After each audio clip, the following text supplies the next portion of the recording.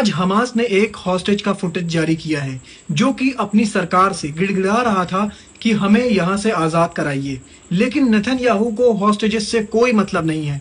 वो बस ये चाह रहा है कि किसी भी तरह वेस्ट बैंक पे कब्जा हो जाए और पूरी तरह गाजा पे कब्जा हो जाए, जबकि 193 नेशंस में से 147 नेशंस इसके हक में नहीं है। तब भी नेतन्याहू पूरी तरह कब्जे की कोशिश कर रहा है और इसके जो हॉस्टेजेस हैं वो इससे गुहार लगा रहे हैं कि हमें यहाँ से छुड़ाइए। लेकिन नेतन्याहू को हॉस्टेजेस की कोई फिक्र नहीं है। इसी बीच में बता दूं आपको, ईरान में कल 12 और जासूस पकड़े गए मोसाद के। इसको मिला के पूरे 21,000 जासूस एक महीने के अंदर ईरान में पकड़े जा चुके हैं मोसाद के। अब आप समझ लीजिए कि ईरान में किस लेवल के जासूस होंगे मोसाद के। और ईरान के मिनिस्टर ने अब खुल के कहना शुरू कर दिया है कि हमारे दुश्मन इजराइल के पास इतनी ताकत नहीं बची है कि वो दूसरा राउंड वॉर का स्टार्ट कर सके। लेकिन हमारी पब्लिक को घबराने की कोई जरूरत नहीं है।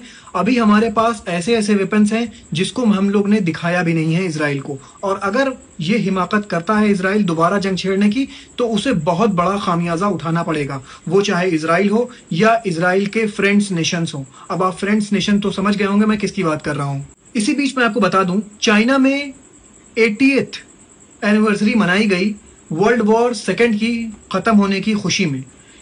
इस बीच वहां पे पुतिन मौजूद थे, ईरान के प्रेसिडेंट मौजूद थे, उनकी डॉटर मौजूद थी, नॉर्थ कोरिया के किम योंग मौजूद थे और होस्ट जिनपिंग थे।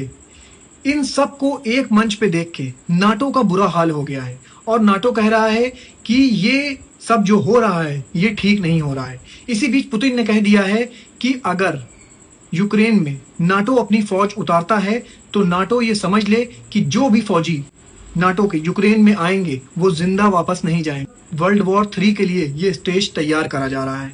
और इसमें पुतिन यहां तक कह रहे हैं कि अगर नाटो अपनी फौज नहीं उतारता है तो यूक्रेन को फौज की कोई जरूरत नहीं है और यूक्रेन से हम सुलह करने के लिए तैयार हैं। अब आप देख रहे हैं पुतिन कितनी सुलझी हुई बात कर रहे हैं।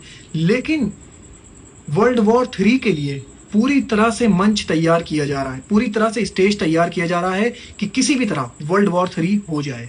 देखिए दोस्तों, इसमें आगे क्या होता है। और आपको अगर ऐसे ही मिडिल ईस्ट की अपडेट जाननी हो तो मेरा चैनल फॉलो कर लीजिए ताकि आपको सबसे पहले लेटेस्ट न्यूज मिल सके जो भी मिडिल ईस्ट में चल रहा हो। शुक्रिया।